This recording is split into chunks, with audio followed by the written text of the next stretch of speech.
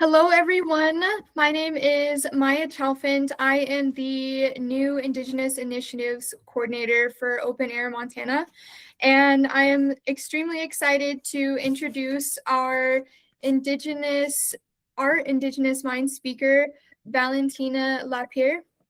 And I am super excited for everyone to get to see her amazing work and get to hear her story behind each of her pieces. So if you would like to introduce yourself, Valentina, that would be perfect. Okay. And hello in Blackfeet. I'm so grateful you're all here. Thank you very much. My given name is Valentina Jennifer Kathleen LaPier. I am a member of the Blackfeet Nation and Métis. My mother was Muriel Lorraine LaPier, and my father was Arthur Baptiste LaPier. My mother was Blackfeet and Métis, and my father is Cree Métis. I was born here in Browning at the Indian Health Service, and that's where I took my first breath. And I'm still breathing. I started painting when of course, every kid scribbles and paints and writes on walls, and I did that. And my adopted father, who happened to be my uncle, he asked me one day, he said, "What do you want to be when you grow up?" And I, not knowing really what it meant, but I said, "I want to be a fine artist." And of course, his words were, "Why would you want to do that? You're not going to have any money until you're dead." And that never discouraged me because money just was not in my realm. As I grew older, I sold my first painting at the age of 14. It was an abstract. It was like doodling for me. I loved putting the colors together and the shapes. And a gentleman seen it on the wall and he bought it. And I just thought that was the greatest thing in the world. And then money became a part of that process. I had 3 children. I couldn't paint during that time, but I lived at a fishing village, the Yakiwa Nation on the Columbia River, and we were as poor as gets. But in the meantime, if I found any pieces of paper that we didn't burn to start a fire, I'd paint on them with my makeup. I had brushes, makeup brushes and eyeshadow, and all my animals broke the door down, and now they're in here. So that was a continuum of my art, but I didn't start professionally painting until in 1987. And then my children were old enough for me to be able to continue pursuing it. I had the time and the means. I mentored under by the name of David Roby Sr. He was a Montana artist. I mentored with him for about 10 years. We never painted. We never sketched. We never talked like that. What he told me about was an esoteric meaning of color and form, and all tied to philosophy. They all tied to Christianity or just archetypes of different cultures and religions. And that is how I pursued my art, was through these philosophies. The cooler colors are heaven, their freedom. That's actually what's in, like in landscapes, that's our skies. That is our background. And the more passionate colors, being reds, oranges, yellows, the warmer tones become rage, passion, love, fury, movement, emotion, strong emotions. So that is one of the things that I incorporated with those colors. And that's still how I work today. When I first started painting, I painted pretty pictures. I was a watercolor student. I took lots of workshops. I read every book there was, went to college for a while. And so that watercolor was just very hard and difficult, but it intrigued me to the point I really worked hard at it to get the techniques and to get the vibrancy and that. Coming forward, I moved back to the reservation, to my homeland, to my family. And I already had the appreciation of Native or Blackfeet and Métis, that's my blood, images, the beauty of parfleche, just the strong influence of petroglyphs and rock art. I went to writing on stone in Canada with the Blackfeet and the Blackfoot Confederacy. They drew on the sandstone. And I was so moved by that I incorporated a lot of that imagery. What I liked about our imagery is how primitive. I think that sometimes might have a bad connotation, but the primitiveness of it because of our tools. But the depictions of those human beings living at that time, and that was their breath, their movement, their life. And what I wanted to do was bring them to life for other people to see, that we're still here, this was our past, but how meaningful that it is. And so I went on, I got a state grant for $10,000. I did 27 parfleche,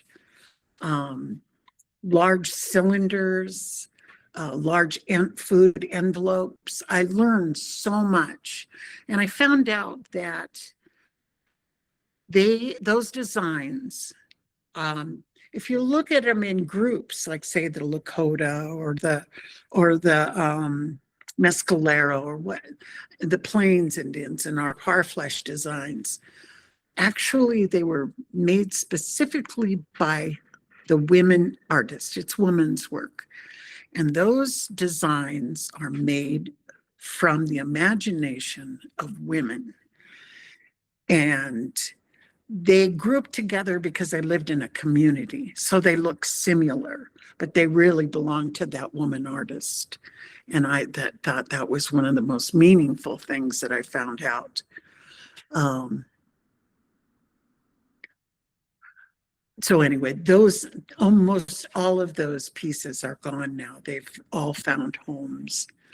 And I'm really grateful for that. I want to do another project with that, but physically, I don't know if I can. They're large elk. I have to take them up to the mountains and put them in the stream to get them soaked down and get them wet. I have to carry them out.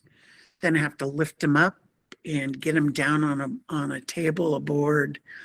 And that's just, I'm 70 now, and it's just a little bit more difficult for me to do. Past that, I keep painting. I was sick for 2 years. I finally started painting again last year. I was absent for quite a while, but I started small. I did small images, of course, of my history in my culture, but these became more abstract, much more abstract than they had before. I have done, that to it's a freedom that I get when I do the abstract. But these were far more, and they were less rigid, and they're not thinking.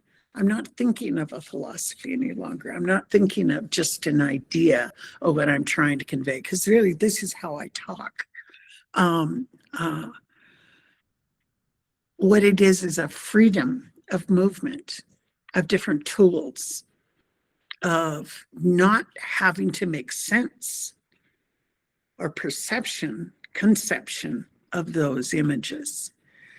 And that has the most freedom that I've gotten. And I'm so grateful that I got to touch on this after my illness, but it's never too late. The growing, the development, the inspiration, the execution never gets old. It is just a profound thing. Now, after it leaves me, my images go out into the world and they get to be seen by others. I truly hope that people find beauty, curiosity, and some of my latest things is I have 94 framed giclée prints that I'm working on. I'm assembling now that are going in East Glacier Park Lodge. And they came to me and asked me to do this project. And I'm just so excited. And really, once you get them framed and matted and you look at them, they're pretty impressive. I'm going to be in Yellowstone for 15 days as an artist in residence. That company has already asked me to put more things into McDonald Lodge and many glaciers. I've often said lately is, why couldn't I have gotten these jobs 20 years ago when I was stronger? But things, for me in the art world, they've been gradual, and I've been very happy with gradual because my paintings take a while. They're not something easy. Oh, another thing I wanted to talk about was like this one back here, and there are a couple on the slide. They're mixed media. What I've done is I've taken paper, sometimes just a real cheap, office paper, and I paint them and scribble on them and make a mess. And then I cut out the images and then I adhere it to the painting. But I'm always sure that I have a parfleche design behind that. I always feel that that's kind of the foundation of my Blackfeet art is the parfleche design. And then I incorporate ideas and a lot of Cree florals. The Métis Cree florals are just beautiful, and I really connect to those.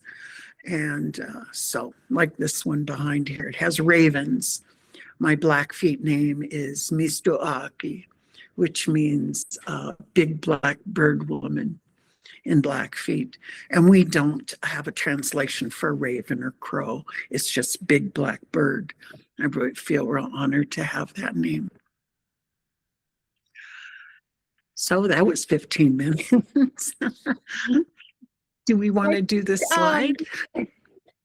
Yeah, I was going to say, I think this is the perfect segue into your work. So I will share my screen and you can just tell me when you're ready for me to click through the slides, okay? Okay, sounds good.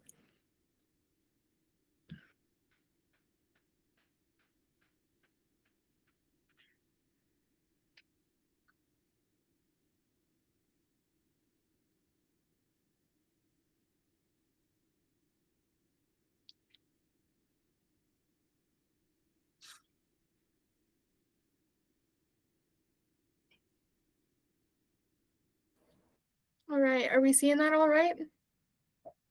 Yeah.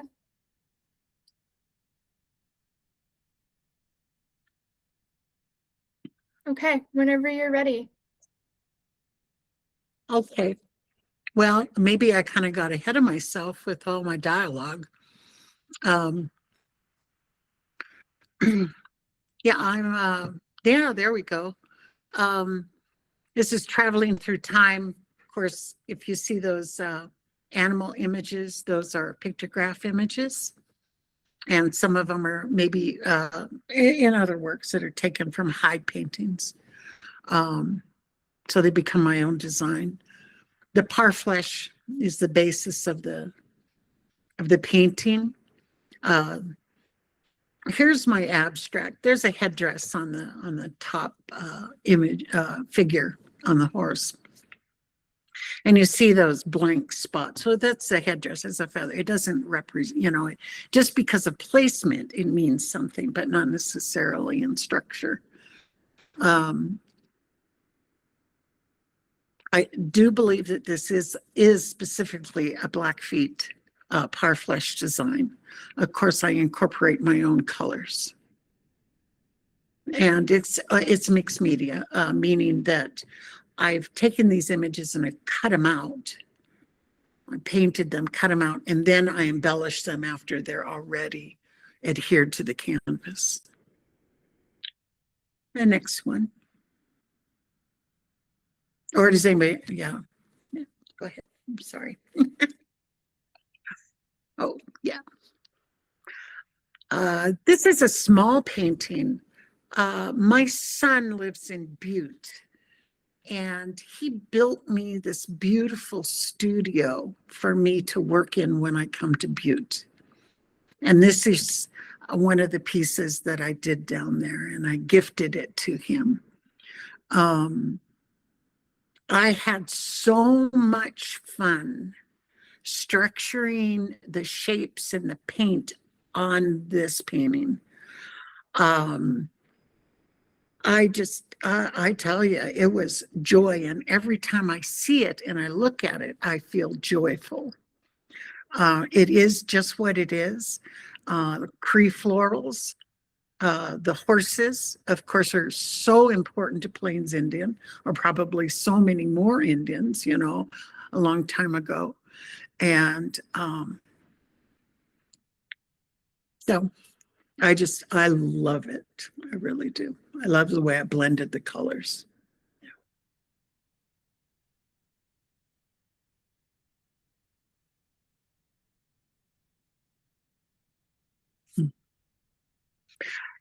This is one of the first ones after I was ill and I started to paint again last summer. This is a 5x7, and I had a bunch of these small cards, and I chose small because I needed to start small. I couldn't go big like I have been in the past. I had to really get the education back to do what I do. A lot of them never felt finished. But when I go back like now and I look at it and I go, that's okay. I think I'm okay with it. And being satisfied, for me, and I think a lot of other artists, you'll have to be happy and satisfied with what you do. I've had lots of paintings that never seem to get there. And that's one of the things I wanted to say was, it's okay for an artist to do really bad work. And it's okay not to work. And it's okay to not live up to your own expectations. And maybe that's kind of a thing that we shall take on a daily basis, that it's okay. Everything is just fine. That's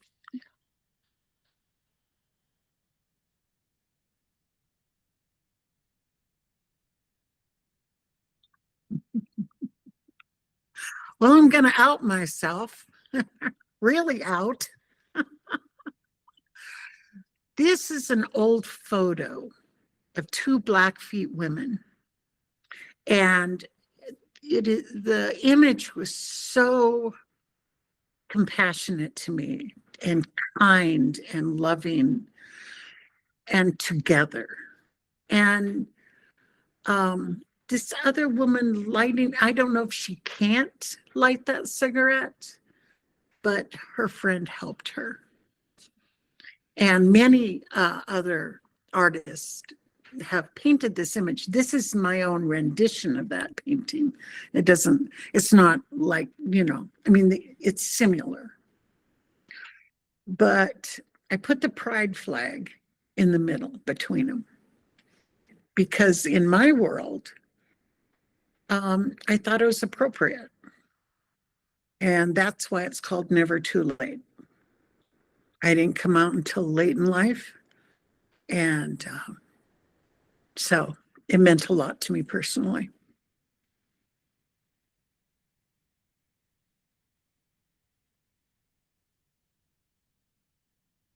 Yeah. This is a powerful one. I first painted the red dress, the red image that you see. Then I collaged it with a dress pattern. So if you could see it in life, it has a dress pattern over the top of it. And I think I did that because it was really important that it has a deeper meaning. The idea that we use it as a symbol for the MMIP, but the images around there are all collage. They're all bits of paper that I've painted and I cut out, and all of them have a meaning. Along what you would see as the left side are seed sprouts. And they come from an old design. The birds are Matisse images. I wanted the seeds and the birds as though they were free. Because our women, our people, there's men too, that are gone are very important to me. And since I have a limited capacity to be in the world, to talk to people, to be that social person or that activist that can help in that area, the only thing I can do is paint and put those out into the world. I did another one like this, and I gave it to that center in Billings, and I wanted them to use it as education or awareness training, or I wanted it to have a meaning for the community, for all of us, for all Native people. The circles are just like the circles on the top of the teepees are the lodges. Those are the constellation. The square over there is a warrior symbol, just that inward, or you go out, actually with Native people, it goes outward. It's not a social structure goes out from the inside of yourself personally. The cross meant so much, but I took an image of the scream done by Edward Munch. And I put that where Jesus's face is, because I want the highest of the highest to scream, this is wrong, this is something we need to pay attention to, all of us. So the bird of freedom, the other structures of the squares from in to out, the florals. No matter what's going on, life continues. Our flowers are keep being flat, they're growing, and these two spirit images on the behind the sleeve those are traditional Blackfeet images. They're sentinels. So anyway, I could go on forever, but I'm just telling you that how important this piece is to me and hopefully to our MMIP and awareness to that problem. That's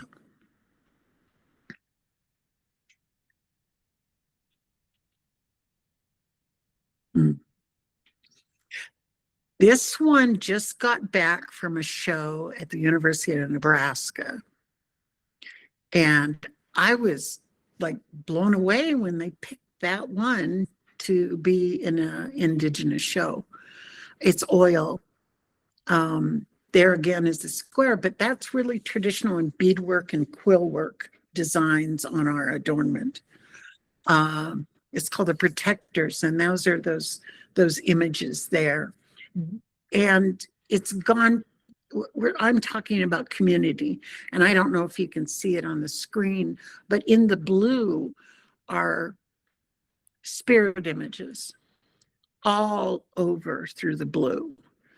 And to me, that was one way to translate it might be our ancestors, those people that need our love. They need a solid ground, being the line and the green, the earth, they need solidness. Yeah, that's, I'm happy with that one.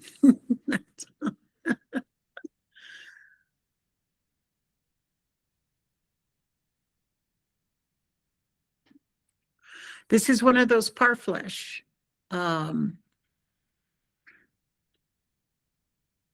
This is not a traditional design. This is my design. But it's from a bull elk. Like I told you what the process is, getting it home to fix them, to do them. That project was a year long. It was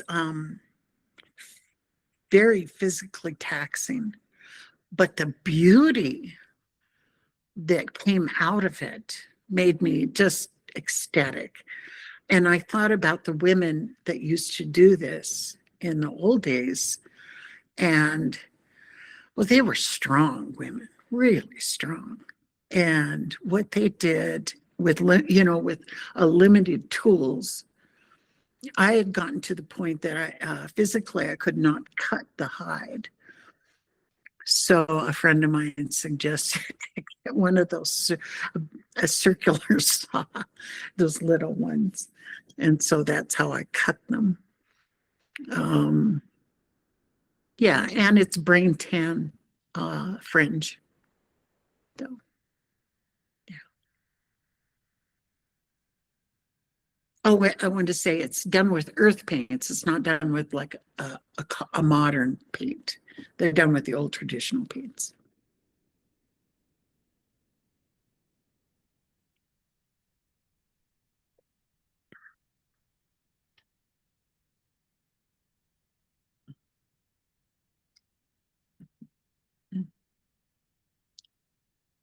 Since this is my language, I've done several, I do a whole bunch of political stuff. I call this one the council. In my image, my Blackfeet name. But I think of myself, I always have something to say, or I have an idea, or I have lots of thoughts about specific subjects. But this is watercolor and Cree florals, because no matter what goes on with humanity, whether in our tribal government, and that extends back in our personal lives, there's always, if we look up, there is beauty. No matter how much we might suffer emotionally or physically or mentally, we can always, there is calmness and beauty. If we look for it and we wait for it, yeah, and we give it space to reveal itself. So these are the headdresses that I just love. I think they're talking. And then there again, there's my earth. there's my grounding, there's my rocks, the rock people.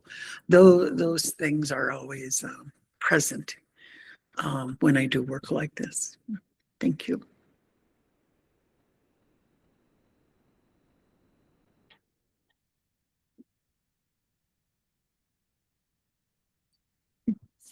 So this is the end of Valentina's presentation of her works. So I'm gonna open it up to her. If there's any pieces that anyone wants me to click back to learn a little bit more about, just feel free to unmute and let her and I know. I just love listening to her get deeper into her work and for us to really get to know who she is as an artist. So I'm gonna open it up for everyone to kind of start asking questions, to start engaging in these meaningful conversations. I just have a comment. Can you hear me, Valentina? Oh, yes, loud and clear, cousin. Yes. Cousin, you always inspire me when I hear you talk. Oh, thank you, And my I boy. loved Thank you, it. thank you. Oh, I love you. Loved all of I it. love you. Thank you. Love Thank you you, honey. too. I have a present for you. I might be up the end of this week. I don't know. I've been kind of ill, so. I understand.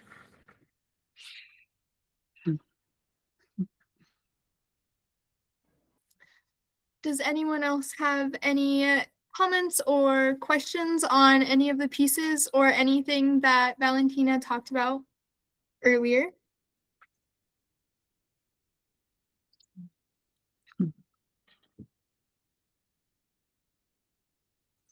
In the chat, Valentina, we have some questions. The first one is, can you talk about the traveling opportunities brought to you from your art?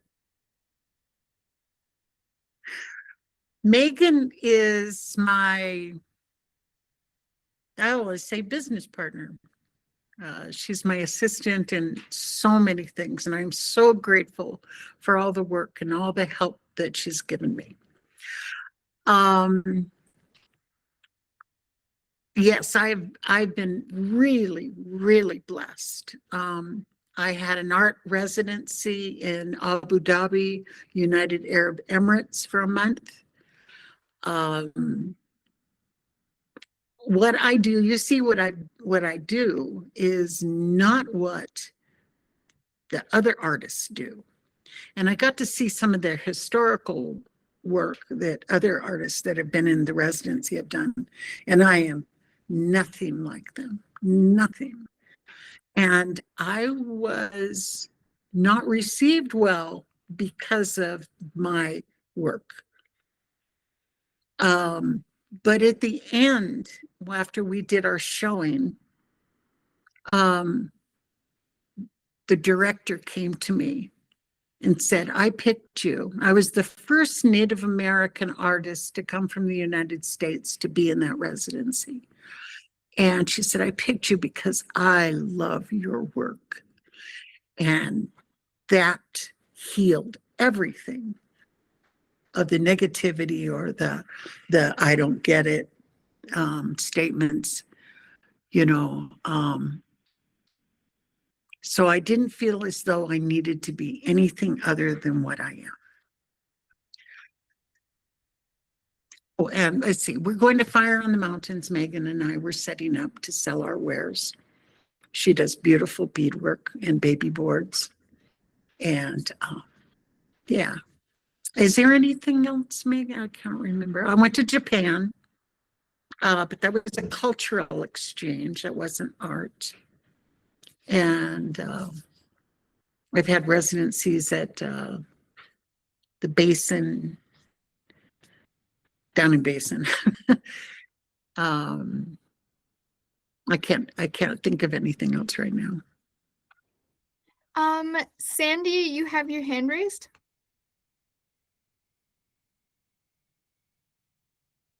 maybe intentionally, maybe not. I have another question in the chat. How do you apply the cutouts to the painting? Oh, I use a medium, and it's an archival medium that you pour. Now, what I've learned since some of my work is to keep them from wrinkling on the paper, because you can put them on with that gel, but they can and have wrinkled. And no matter how much you rub them down, they always wrinkle. Well, I found out if I soaked them in water first, I put the medium on, soak them in water, put them on wet, put them on, and then rub them on. They will not wrinkle that way. So, yeah.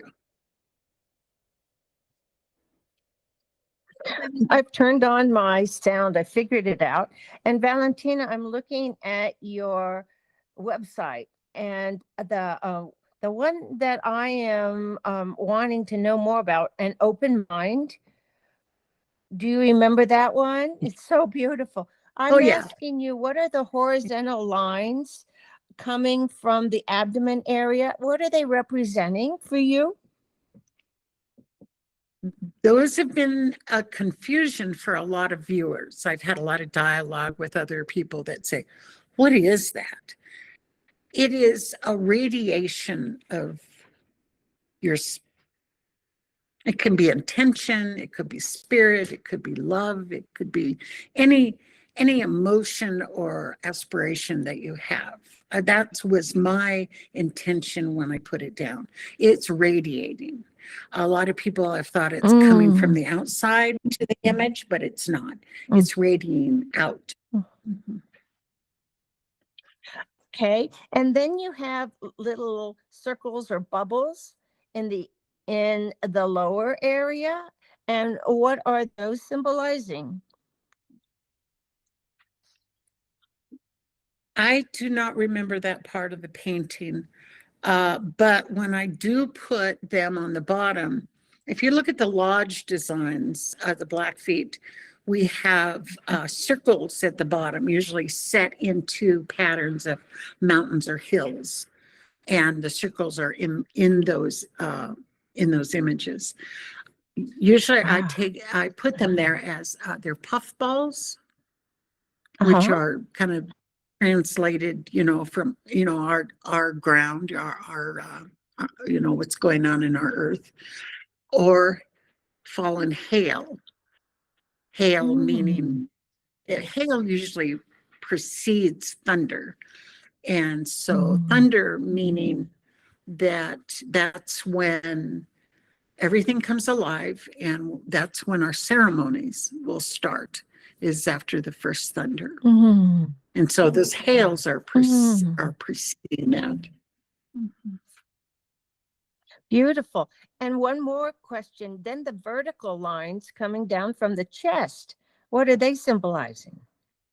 Oh, those are Blackfeet images that the old timers, when they were painting their hides, that was meant they were Blackfeet. Like, say if they had a war depiction, you would see an image with those stripes down. Those were specifically Blackfeet. The other ones that didn't have it weren't.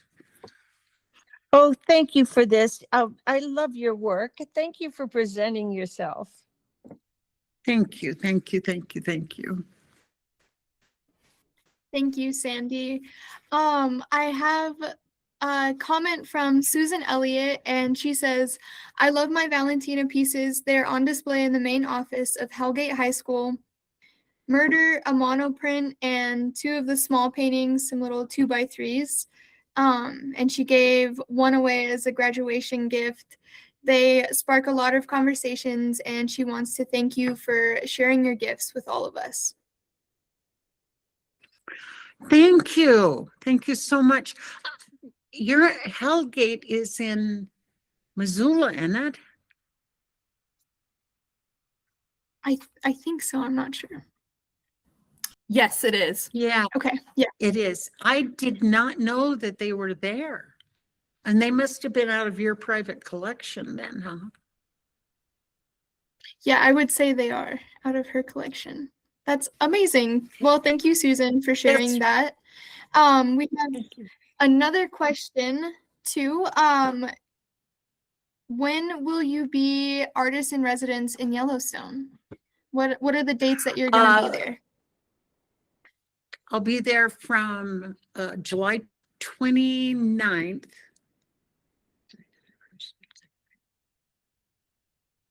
Okay, wait. Gotta count on my fingers. 30th, 31st, first, second. Okay. From July 29th to August 2nd. Then again, you know, I have it wrote down. Megan says to yeah, she says to the second in the chat. Oh, okay. Okay. Good. She already knows. Yeah, of course she does. Yeah, and I can't find it. Oh, wait a minute. Maybe it's here. And then we have another question while you're looking. Can you kind of tell us the story behind your studio name, Renegade Studios? Yeah. Yeah. Great question. I lived in the Columbia River in that small Indian village. It was called in Lucite. And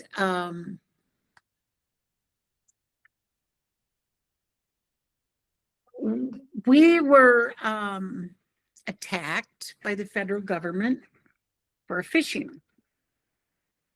And it was called the salmon scam. There had been going fishing wars for a very long time.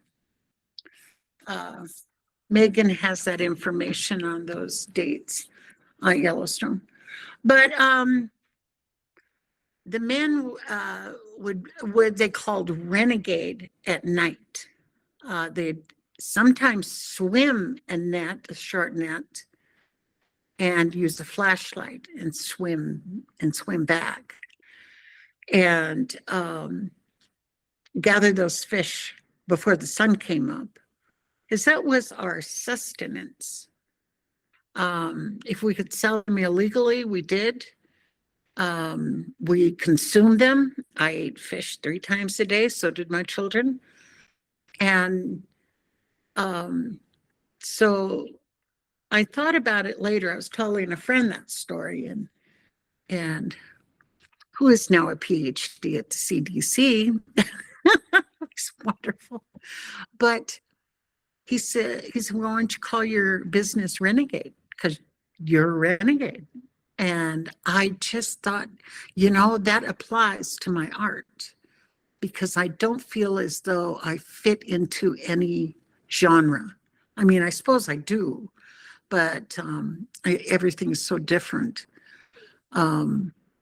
So it stuck. That's how it stuck. And when I came home and I opened the gallery, that's what we called it, was Renegade Studios. Yeah.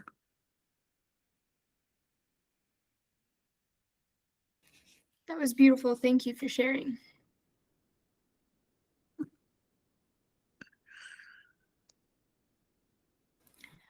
Is there anything else you would like to share, Valentina? I would like to thank all that came and that listened. This is very new to me. I just don't do this, you know, and to delve into my process or my philosophies, my language. But for those that help me, because I need to, I can't, I get overloaded and then I quit thinking. And blessed to be Megan that helps me through those things. I have to delegate to her And she's always been there for me, for all my support for my family, what family I have left. And to all those people that care about my artwork or that just simply love me, and for me loving them. And the only thing I have to say in parting is always be loving and kind to one another, but mostly yourself, because it radiates. And this is traditional knowledge that it starts here when you're born, and then it goes through different levels and it goes out into your community and your family. So always start here with loving kindness. So.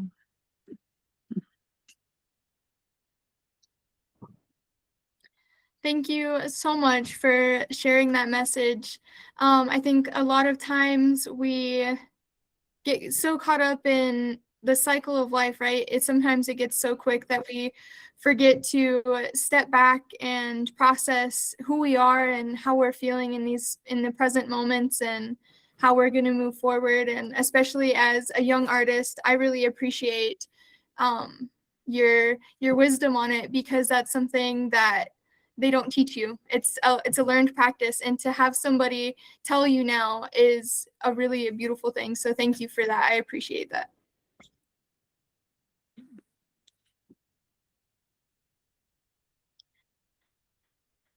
Okay. Is there anything else anyone else would like to share?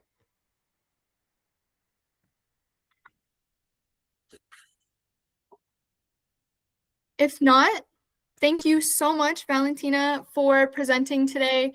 It was beautiful to hear everything that you had to say, and your work is amazing, and I cannot wait to see everything else that you create.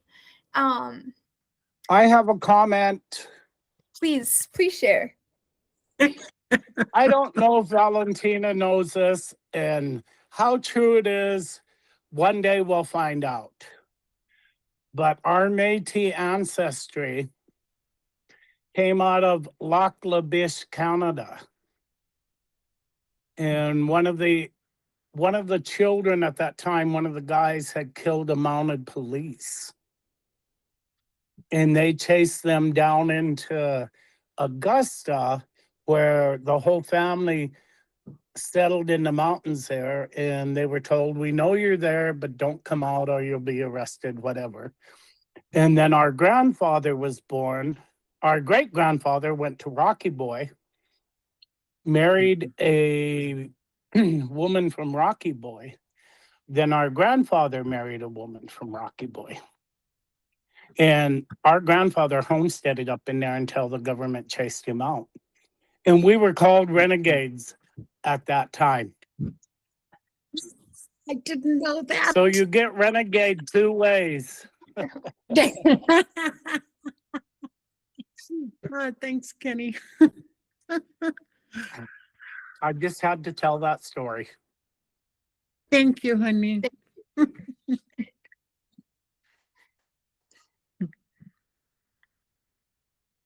Well, I think if there's no other comments, questions, we can kind of conclude today's talk. Like I said, thank you so much, Valentina. It was great to hear you speak. I'm so grateful to Open Air for giving us a platform to be able to do these kinds of talks and get to express ourselves. And so I'm grateful to you, Susie, for being here for the technical side of things. And yeah, I hope everybody has a great day and enjoys some spring weather.